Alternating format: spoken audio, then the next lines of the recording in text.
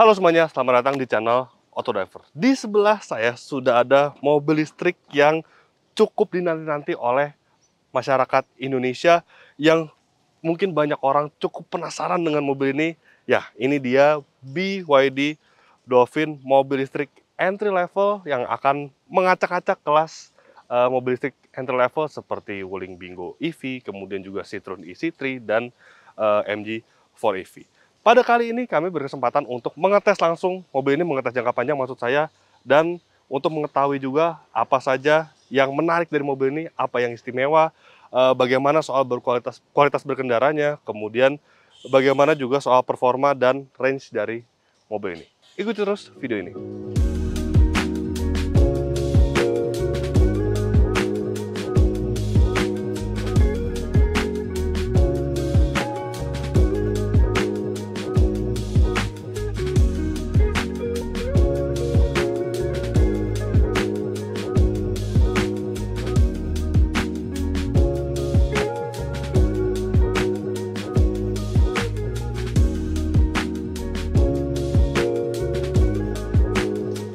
Ya, sebelumnya kami sudah membuatkan video first impression tentang BYD Dolphin ini. Anda bisa klik linknya di atas. Dan sekarang kami akan lebih berfokus kepada rasa berkendaranya. Tapi sebelum itu saya akan sedikit menjelaskan highlight dari mobil ini. Yang pertama adalah tipe yang kami review sedikit berbeda dengan model yang di review waktu saat first impressionnya. Waktu itu adalah tipe yang paling murah, saat ini adalah tipe yang paling tinggi. Pada saat video ini dibuat, belum diresmikan harga jual dari BYD Dolphin ini, belum diumumkan, dan juga variannya juga belum ada. Kalau nggak salah model ini varian itu adalah premium, sedangkan yang tipe bawah yang 410 km range itu adalah tipe yang dynamic kalau tidak salah ya. Yang ini adalah tipe yang 460 km. Dari luar sebenarnya sudah terlihat apa saja perbedaannya dengan varian yang paling murah, seperti di bagian warna eksteriornya. Jadi dia mengaplikasi warna dual tone seperti ini. Dan menariknya dual tone ini dia sampai ke kap mesin. Kalau biasanya di mobil-mobil lain itu dual tone itu hanya ada di bagian atap dan berbeda dengan bagian warna bodinya. Kalau di mobil ini hingga ke bagian kap mesinnya. Kemudian juga velg dia menggunakan diameter ring 17 inci, sedangkan kalau yang tipe dynamic itu velgnya berukuran 16 inci. Tidak hanya itu, atapnya kalau yang tipe tertinggi ini dia sudah panoramic glass roof, tapi memang tidak bisa dibuka untuk kacanya. Sedangkan di tipe terbawah dia belum dilengkapi dengan panoramic ataupun sunroof. Dan kita lihat apa yang dibalik kap motornya. Kalau kita kemarin bahas yang tipe terendah, motor listrik bertenaga 170 horsepower, ini ada tipe tertingginya, tentu dia tenaganya lebih besar lagi. Motor listrik ini sanggup mengalirkan tenaga mencapai 201 PS serta torsi 310 Nm. Motor listrik ini didukung dengan baterai berkapasitas yang sebenarnya cukup besar, 60,48 kWh. Dan klaim dari BYD dan hasil pengetesan NEDC, mobil ini sanggup berjalan sejauh 490 km dalam sekali pengisian daya. Itu untuk metode NEDC, sedangkan untuk metode WLTP, mobil ini sanggup berjalan 425 km dalam sekali pengisian daya penuh. Nah, nanti kita akan buktikan apakah benar metode tersebut, dan kami akan sampaikan berapa range real ketika mobil ini digunakan di jalanan Indonesia, yang tentu iklim itu berbeda jika dibandingkan dengan Eropa, dengan di Cina. Di Indonesia itu lebih ekstrim hitungannya karena dia lebih terik kalau siang, dan dia tidak ada musim dingin, sehingga kinerja baterai itu pastinya lebih lelah jika dibandingkan di dua negara tersebut, di dua market tersebut menurut saya. Oke, sekarang kita bahas bagian sampingnya. Di sini ada tempat pengisian daya, dan tentu yang menarik ini dia karena dia dilengkapi dengan pengisian daya sistemnya CCS 2. Jadi ini yang universal, tidak seperti Wuling yang menggunakan standar China yaitu GBT. Jadi mobil ini bisa diisi daya di SPKLU manapun di Indonesia, karena Indonesia sudah menerapkan CCS 2 juga. Dan untuk maksimal penangkapan daya mobil ini itu mencapai 88 kWh untuk fast chargingnya, dan diklaim 10-80% untuk baterainya itu dengan fast charging bisa tuntas dalam waktu 30 menit saja. Dan kita beralih ke bagian sampingnya yang menarik karena di sini ada tulisan NFC. Jadi mobil listrik itu tampaknya butuh banyak gimmicknya. Nah, mobil ini juga dilengkapi dengan kartu NFC. Jadi ketika Anda masuk ke dalam mobil, ini ada kartunya, bisa di tap. Ini dia mengunci, sedangkan membuka juga bisa. Tuh. Tapi sebenarnya ini hanya gimmick sebenarnya, karena ketika Anda tidak membawa kartu ini, Anda hanya membawa anak kunci saja karena dia sudah dilengkapi dengan keyless entry. Jadi rasanya lebih gampang dengan kunci saja, tidak perlu lagi men-tap-tap. Anda tinggal menekan tombol yang ada di bagian handle pintu ini, Anda bisa masuk. Ya, jadi mungkin gimmick, mungkin mengikuti gaya Tesla ya, karena pertama kali Tesla yang menggunakan gaya seperti ini semacam masuk ke dalam kamar hotel gitu. Ya kelihatan lebih keren dan ya gimmicknya lumayan gitu ya. Sekarang kita lihat bagian belakangnya. Dan untuk bagian belakangnya ya sama dengan varian yang kita bahas di first impression, cuma bedanya ini warnanya dia dual tone ke bagian atapnya. Kalau di kamera mungkin tidak terlalu terlihat ya, tapi nyatanya ini warnanya silver, ini warnanya abu-abu. Kemudian di bagian belakang dia juga masih tersedia rear defogger karena mobil ini merupakan produk global yang dipasarkan di China dan juga di Eropa. Jadi rasanya defogger itu menjadi standar selain adanya rear wiper. Kemudian lampu, ini lampu keren ya. Jadi dia LED. Kemudian grafis itu keren kalau menyala malam hari tuh, dan dia menyambung LED dari bagian kanan ke bagian kiri, serta merek mobil ini benar-benar dicantumkan di bagian bagasi ya. Build your dreams. Jika disingkat BYD. BYD Dolphin tanpa ada embel-embel varian. Kemudian di bagian bawah bumper seperti ini, ada perpaduan warna hitamnya, dan tentunya sebagai sebuah mobil listrik dia tidak dilengkapi dengan pipa knalpot. Oke, sekarang kita lihat bagian bagasi. Jika dilihat dari eksteriornya secara dimensi, memang mobil ini ya bagasi bisa kita expect nggak terlalu besar ya. Tapi coba kita buka. Oh, ternyata lumayan loh untuk sebuah hatchback dengan panjang 4,3 meter. Dan sebagai gambaran, saya akan membawa ini nih. Koper 24 inci serta all day back weekender dari Bowler. Nah, kita langsung masukin aja.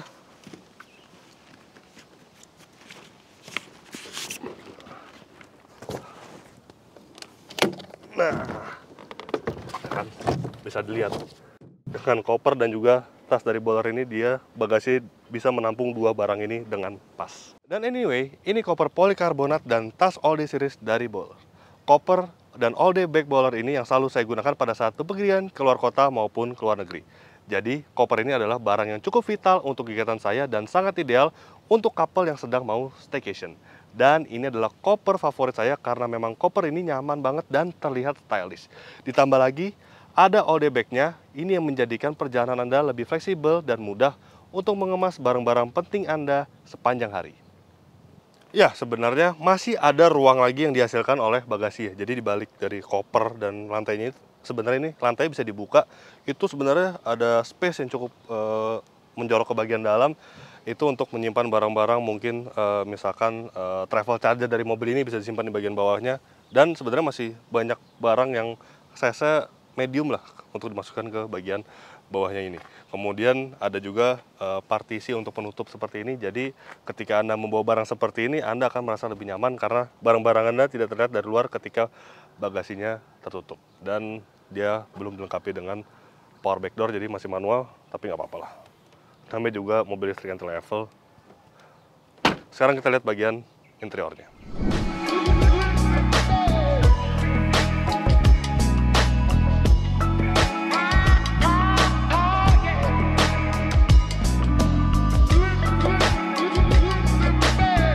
Dan ini dia ruang interior dari BYD Dolphin.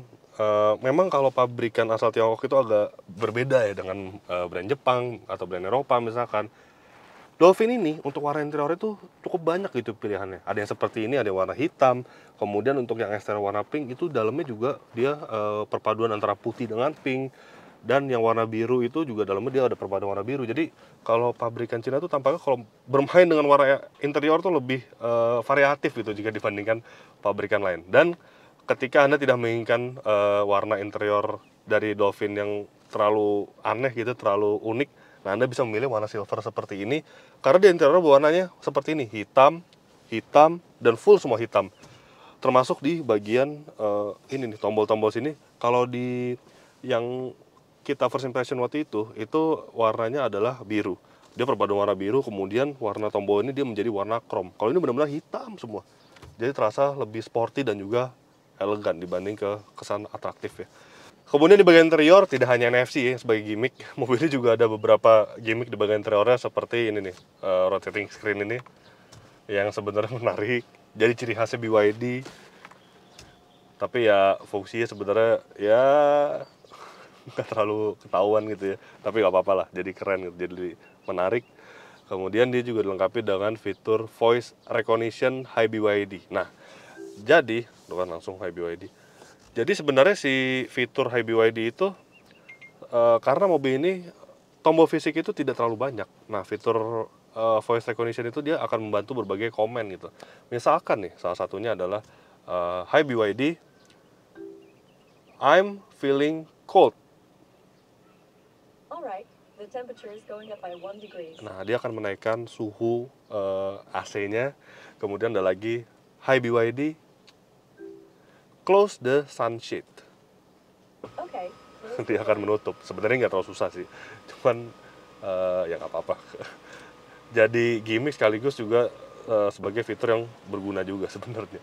Kemudian kita lihat lagi bagian sistem entertainment-nya ya. Karena ini cukup banyak menunya. BYD Assistant, phone, radio, music, navigation, Android Auto.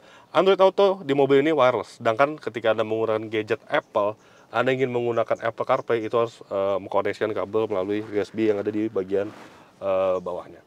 Kemudian media center, vehicle image. Nah, Dolphin ini dilengkapi dengan kamera citra 360 derajat yang sangat clear, sangat jelas. Ini benar-benar resolusi bagus sekali.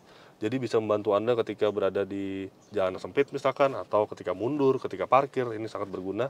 Padahal mobil ini nggak terlalu besar ya dimensinya, tapi ya keren lah fiturnya. Kemudian smart charging ini juga menarik karena ketika Anda mungkin memiliki mobil ini, sudah memiliki wall charging di rumah, nah ini bisa menjadwalkan pengisian daya secara rutin setiap hari. Misalkan mulai dari jam 11 sampai 100% tuh tiap hari bisa di set di sini nih. Dan ada beberapa fitur lainnya seperti AC, dan juga dia dilengkapi dengan cooling seat.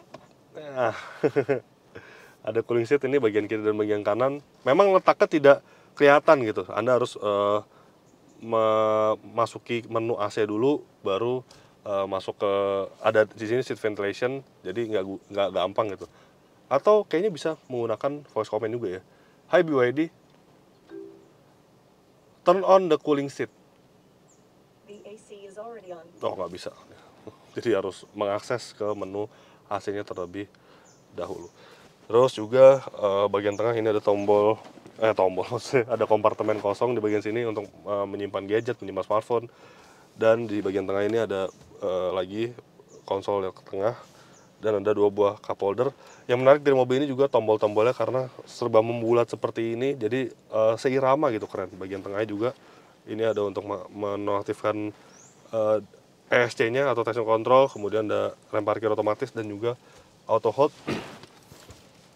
Dan di balik lingkar kemudinya, rasanya tuh posisi berkendara enak, benar-benar ergonomis. Meski dia kurang mundur dikit, tapi rasanya nggak apa-apa deh, udah pas. Yang penting dia dilengkapi dengan tilt dan teleskopik untuk pengaturan setirnya. Instrumen cluster seperti ini, dia ukurannya memang tidak terlalu besar ya jika dibandingkan dengan layar head unitnya, agak kebanting emang, tapi nggak apa-apa karena ini cukup lengkap informasinya. Seperti dia ada tenaga motor listrik yang disalurkan, kemudian ada range, sisa baterai, odometer standar lah itu, dan juga ada berbagai tampilan lagi, average speed, temanya bisa diganti, driving time, acceleration timer. Jadi mobil ini bisa mengetahui akselerasi Anda 0 sampai 100 itu melalui ini nih, ada aplikasi di sini, ada terintegrasi. Keren. Kemudian konsumsi energi pas 50 km atau 50 km sebelumnya itu Anda mengkonsumsi energi berapa banyak. Kemudian ada lagi total average, dan juga dia ada tire pressure monitoring system. Di lingkar kemudian di bagian kiri ini untuk mengatur fitur radarnya, karena fitur radar ADAS di mobil ini sangat lengkap. Blind spot monitoring, kemudian adaptive cruise control, lane keeping assist, lane departure warning. Blind spotnya dia juga bisa mengintervensi setir. Jadi memang standar Eropa untuk masalah fitur radarnya. Dan dibandingkan ini untuk mengatur si instrument cluster dan juga bagian dari sistem entertainmentnya. Ya, rasanya sudah cukup membahas bagian depan. Bagian belakang ya rasanya sih sama saja, karena benar-benar model yang sama dengan versi yang kita bahas di first impression. Itu bagian belakang untuk tinggi saya 177 cm, dia masih sangat lapang, masih sangat lega untuk ukuran hatchback ya ini hitungannya. Hatchback berukuran 4,3 meter panjangnya, ini masih sangat mumpuni. Dan ya, sudah tidak sabar saya untuk mengetahui kualitas berkendaranya, karena BYD adalah mobil listrik saat ini terlaris di dunia. Jadi tentu bukan tanpa alasan kenapa BYD bisa laris. Ya karena salah satunya mungkin soal kualitas berkendaranya, kemudian bandingan suspensi ya, dan lain-lainnya. Kita akan segera mengetahuinya. Let's go. Mobil yang kami kemudikan ini ternyata membutuhkan tambahan daya untuk kami melanjutkan perjalanan dan merasakan impresi berkendaranya.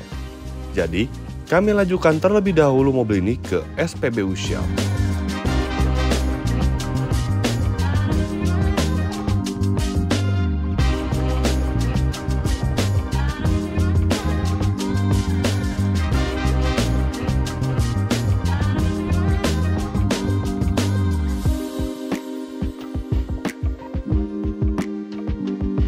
Mbak, untuk payment Shell Recharge ya, Mbak? Iya. Nah, sekarang Anda bisa mengisi daya mobil listrik Anda di Shell Recharge dengan biaya yang terjangkau, yaitu Rp2.166 per kWh dan Rp25.000 untuk biaya layanan transaksi. Untuk informasi lebih lanjut, kunjungi www.shell.co.id/shellrecharge untuk informasi lebih lanjut.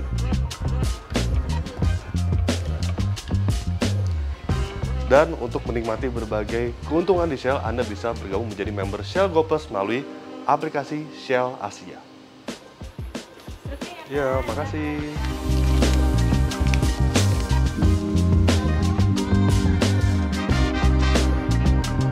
Shell Recharge merupakan wujud dukungan Shell Indonesia terhadap agenda pemerintah Indonesia dalam penyediaan energi yang lebih bersih.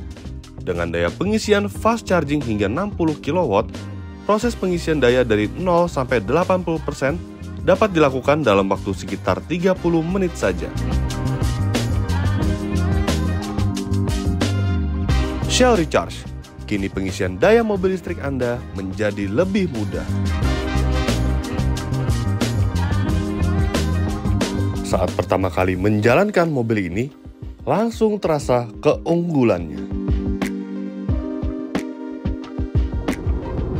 Pertama kali menjalankan BYD Dolphin ini, yang langsung terasa adalah visibilitasnya itu luar biasa tidak terbatas. Bukan luar biasa tidak terbatas, maksud saya benar-benar dia tidak ada halangan, tidak ada blind spot. Itu benar-benar semua bagian itu terjangkau dengan pandangan dengan baik gitu. Apalagi dia dashboard rendah. Kemudian ada pilar A di sini, tapi di sini ada kaca kecil di bagian pilar A-nya ini, membuat itu terlihat gitu bagian sisi dari mobil ini. Ini menyenangkan sekali, benar-benar sesuatu yang agak susah ditemukan di mobil modern. Dan kini BYD itu benar-benar tidak hanya fitur, tidak hanya soal baterai, tidak hanya soal speknya, tapi soal visibilitas pun ini benar-benar dipikirkan oleh mereka. Jadi benar-benar enak gitu. Kemudian untuk posisi berkendaranya juga seperti saya sebutkan juga sebelumnya, dia sangat ergonomis. Ya, jadi perpaduan antara posisi berkendara ergonomis serta visibilitas yang baik itu menciptakan fun to drive yang baik di mobil listrik entry level asal Cina ini. Ketika merasakan bantingnya suspensinya, seketika langsung terasa Dolphin bukanlah rival yang pantas untuk Wuling Bingo EV dan juga Neta-V. Nah, kalau Anda pernah mencoba mobil listrik asal Tiongkok, misalkan seperti Wuling Bingo EV, kemudian Neta-V, itu ya perlu diakui suspensi yang menjadi kelemahan kedua mobil tersebut. Tapi ketika Anda mencoba mobil listrik ini yang merupakan asal Tiongkok juga sebenarnya, sama dengan Wuling Bingo EV dan juga Netavi, ini rasanya benar-benar berbeda. Suspensi itu benar-benar solid, benar-benar peredamannya baik. Memang dia karakternya lebih ke arah empuk, tapi empuknya itu tidak menimbulkan gangguan gitu, tidak gejala body roll tetap ada tapi cukup minim. Kemudian handlingnya pun masih sangat terprediksi. Jadi benar-benar kualitas berkendara yang baik di mobil ini itu ditunjang berkat suspensinya. Ya wajar saja karena BYD Dolphin adalah platform global. Dia juga dipasarkan di Eropa, di Australia, makanya dia harus memenuhi standar tersebut. Jadi benar-benar mobil ini berbeda dengan mobil Tiongkok, mobil listrik Tiongkok yang dipasarkan di Indonesia. Kualitas berkendara itu sangat baik berkat suspensi juga yang terasa tidak ada keluhan sama sekali, tidak ada isu sama sekali. Lantas, hal yang terpenting dari sebuah mobil listrik adalah mengetahui jarak tempuhnya secara real.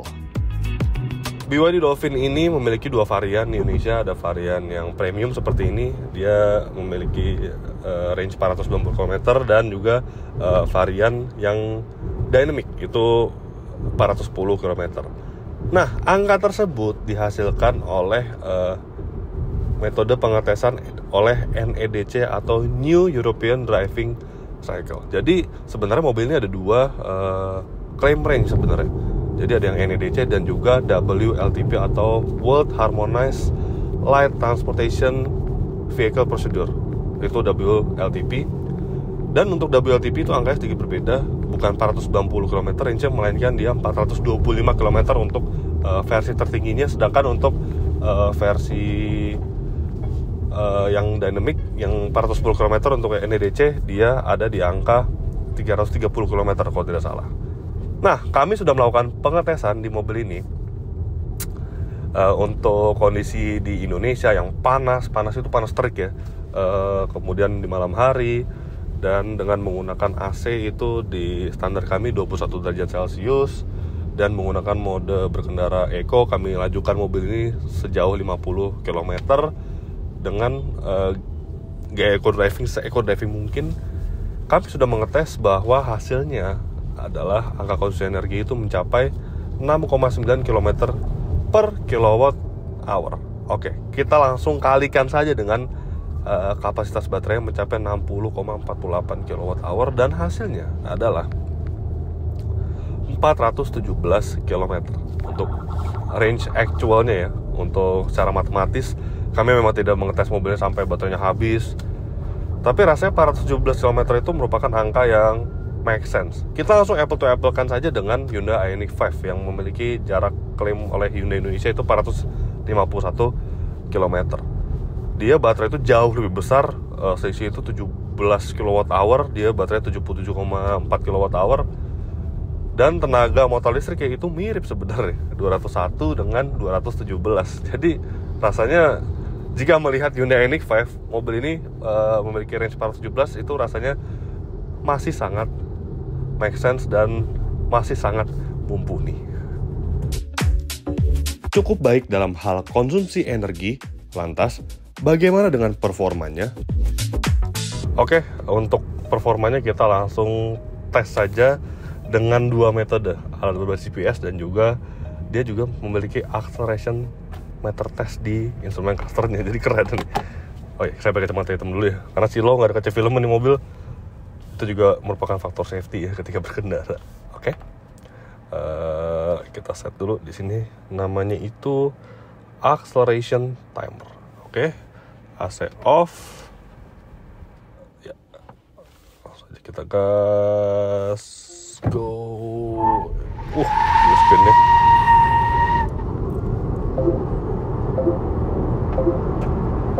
Yes. Oke. Nyalakan lagi AC, panas soalnya. Ya, BYD sendiri mengklaim bahwa mobil ini sanggup berakselerasi 0 sampai 100 km per jam dalam waktu 7 detikan. Tapi ternyata catatannya justru dia lebih baik. Ini 0 sampai 100 km per jam tuntas dalam waktu 6,7 detik di acceleration test yang terintegrasi dengan instrumen clusternya ini.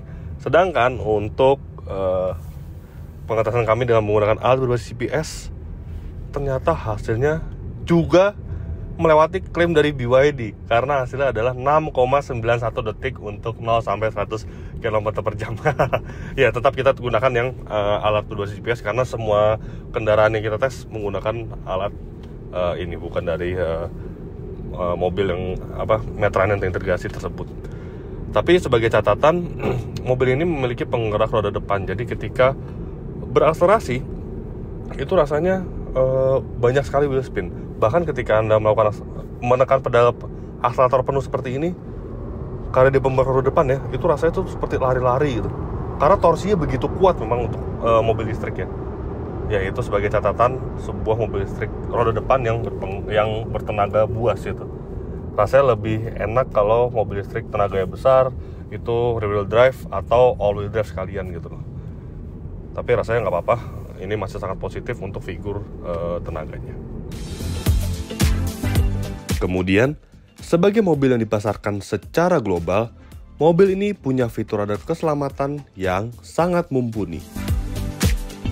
Fitur radar ADAS-nya sangat lengkap. Yang pertama mulai dari blind spot monitoring yang dilengkapi dengan safe exit assist, dan blind spot warningnya tidak hanya warning saja karena dia bisa mengintervensi setir. Jadi misalkan ada mobil yang posisi itu blind spot, ketika kita mengambil posisi tersebut, itu setirnya akan melakukan intervensi dengan sendirinya. Dan juga dilengkapi tentunya dengan beberapa fitur radar lainnya seperti lane keeping assist, lane departure warning, dan juga adaptive cruise control yang bisa diatur jaraknya. Ini banyak jaraknya, ada 4 step. Jadi rasanya fitur ADAS pada mobil ini yang paling lengkap di kelasnya dan juga yang paling canggih. Agak susah mencari kelemahan mobil ini, tetapi ketika berjalan cukup lama dengan Dolphin, ada satu hal yang menurut kami tidak lebih unggul dari pesaingnya, yakni soal insulasi kabin. Iya, memang agak susah sih nemuin kelemahan dari mobil ini. Tapi ini sebenarnya bukan kelemahan, tapi lebih ke arah bukan yang paling baik di kelasnya, yaitu soal insulasinya. Jadi memang mobil ini bukan yang paling kedap di kelasnya.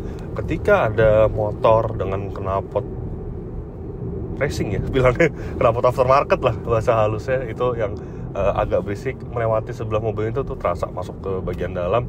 Kemudian soal road noise juga ya saya dengar ya, ini agak kita coba kencangkan, dia memang masih sedikit masuk ke dalam kabin. Kemudian juga ketika mobil ini berjalan di atas 100 km per jam, itu rasanya seperti ada bagian yang kurang kurang aerodinamis mungkin. Jadi terasa itu agak menabrak angin gitu, bunyi angin agak berisik. Itu bisa dirasakan ketika mobil melaju di atas 100 km per jam. Rasanya kalau di head to head kan dengan salah satu mobil listrik di kelasnya yaitu MG4 EV, untuk kekedapan kabin, insulasi dan juga road noise itu lebih baik si MG4 EV dibandingkan BYD Dolphin ini. Dan tentunya ada beberapa kelemahan lain yang kami temukan di mobil ini. Yang pertama adalah tidak adanya frunk atau front trunk. Jadi ketika Anda membuka kap motor listriknya, itu langsung terpampang kontrol unit dan juga motor listrik di balik situ. Rasanya itu kan menjorok bagian dalam ya. Itu tampaknya masih ada space untuk bagian atasnya, itu dibuat yang semacam partisi untuk menyimpan barang ya. Jadi itu mirip dengan Hyundai Ioniq 5, Kia EV9. Jadi pemanfaatan ruangnya itu lebih baik gitu. Jadi kita bisa menyimpan barang karena mengingat bagasi mobil tidak terlalu luas. Itu yang pertama, soal tidak adanya si front trunk itu ya. Kedua adalah lampu kabinnya. Lampu kabinnya sebenarnya keren, elektrokromatik. Itu hanya perlu disentuh untuk menyalakannya. Ada di bagian depan kiri dan kanan, bagian belakang kiri dan kanan. Tapi dia tidak ada lampu kabin yang sentral gitu. Jadi kalau misalkan di mobil biasa itu ada lampu kabin individual dan juga sentral untuk menyinari keseluruhan, dan salah satu fungsinya adalah ketika Anda membuka pintu itu bisa di-set mau nyala atau enggak ketika membuka pintu. Nah, di mobil ini karena lampu kabinnya itu individual, jadi dia tidak bisa menyinari ketika Anda buka pintu. Jadi kalau malam hari ketika buka pintu, masuk ke dalam kabin itu rasanya agak gelap dan Anda perlu masuk ke dalam kabin dulu untuk menyalakan lampu kabinnya. Dan yang ketiga adalah ini, klaksonnya. Klaksonnya keren sebenarnya, berwibawa, tapi agak susah untuk menekan secara perlahan gitu. Kalau Anda ngerti ya. Jadi tet gitu nggak bisa. Nih, saya contohkan nih. Tuh, nggak bisa kan? Tuh, langsung tet. Tuh, langsung tet gitu. Jadi nggak bisa yang perlahan gitu loh. Jadi agak susahnya ketika menggunakan mobil ini di jalan yang sempit, di gang, di pemukiman ya. Ketika Anda menyapa atau agak menyuruh orang minggir gitu ya.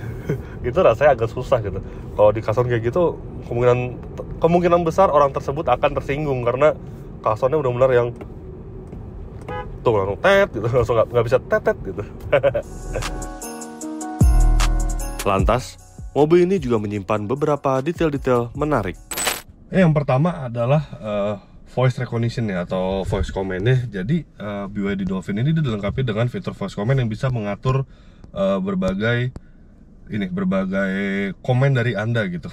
Jadi misalkan yang pertama buka kaca, nih bisa, "Hai BYD, open the window."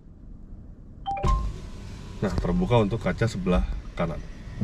Nah, menariknya fitur voice command ini dia bisa mengetahui itu yang meminta untuk buka kaca itu adalah pengemudi atau penumpang yang ada di baris kiri. Jadi, nih saya berada di jok penumpang sekarang. Nih, saya coba buka ya. "Hai BYD, open the window." Nah, ini bisa dilihat nih. Ini bagian kiri yang terbuka dan bagian kanannya nggak kebuka. Jadi dia bisa tahu antara supir atau pengemudi yang minta buka kaca. Nah, hal itu disebabkan karena mic dari fitur voice command itu ada terpisah gitu, bagian kiri dan bagian kanan. Jadi dia bisa mengetahui orang mana yang meminta untuk membuka kacanya. Sekarang saya akan tutup. "Hai BYD, close the window." Detail yang menarik.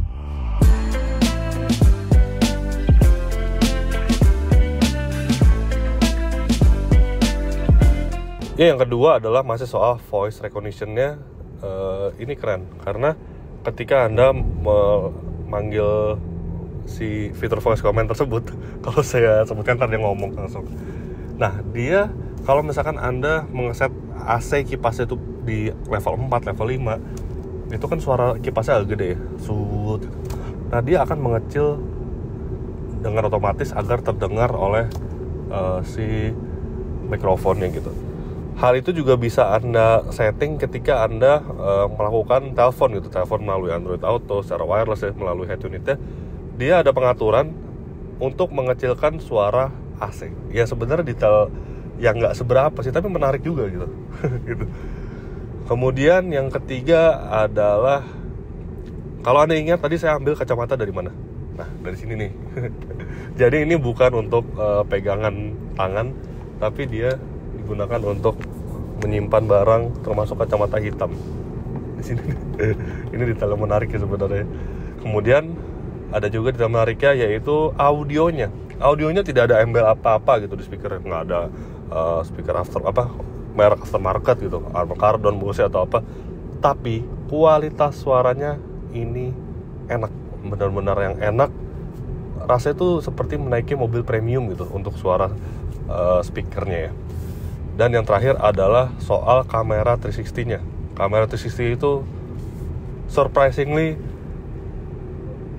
jernih sekali, kualitasnya bagus banget, bener-bener wah keren deh. Pokoknya untuk mobil sekelas ini rasanya kamera 360 yang kualitasnya paling bagus dan paling jernih. Tibalah kami menyampaikan kesimpulannya. Lantas, apakah Dolphin pantas menyandang EV entry level terbaik saat ini yang dipasarkan di Indonesia? Well, secara kesimpulan memang BYD Dolphin ini memang berbeda ya jika dibandingkan dengan Wuling Bingo EV, kemudian jika dibandingkan Citroen AC3, jika dipertemukan dengan Netavi ini berbeda karena sekali lagi ini adalah mobil global yang dipasarkan di Eropa dan juga Australia. Tentunya ini dia memiliki kualitas berkendara yang sangat baik gitu. Bukan mobil yang dipasarkan di daerah tertentu ya. Jadi rasanya ini nggak ada keluhan sama sekali mobil ini.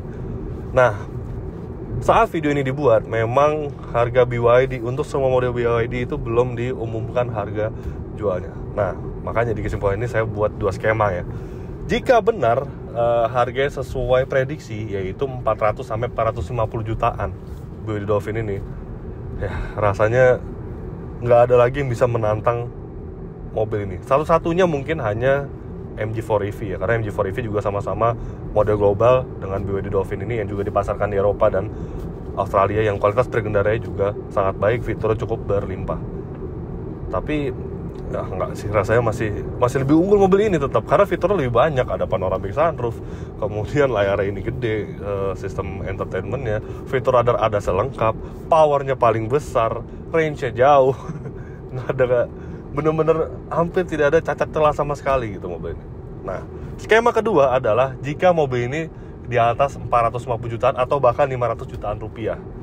Ya, kalau itu baru deh Anda bisa pertimbangkan model lain ya. Karena rasanya untuk 500 jutaan itu mungkin Anda bisa memilih MG4 EV, dan ketika 500 jutaan selisih dengan Wuling Bingo EV, dengan Citroen AC3, dengan Netafee itu cukup jauh. Jadi itu kembali ke budget Anda. Tapi kalau misalkan 400 sampai 450 juta itu rasanya ini akan menjadi entry level terbaik yang pernah ada di Indonesia saat mobil ini meluncur.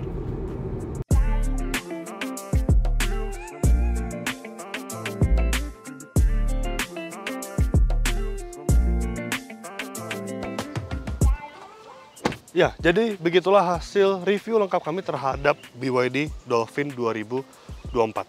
Klik like jika Anda menyukai video ini, subscribe jika belum, dan jangan lupa juga untuk isi kolom komentar di bawah. Main juga ke website kami di www.autodriver.com, dan jangan lupa juga untuk download aplikasi kami di Google Play Store. Terima kasih sudah menyaksikan video ini, dan sampai jumpa di video-video kami selanjutnya. Bye-bye.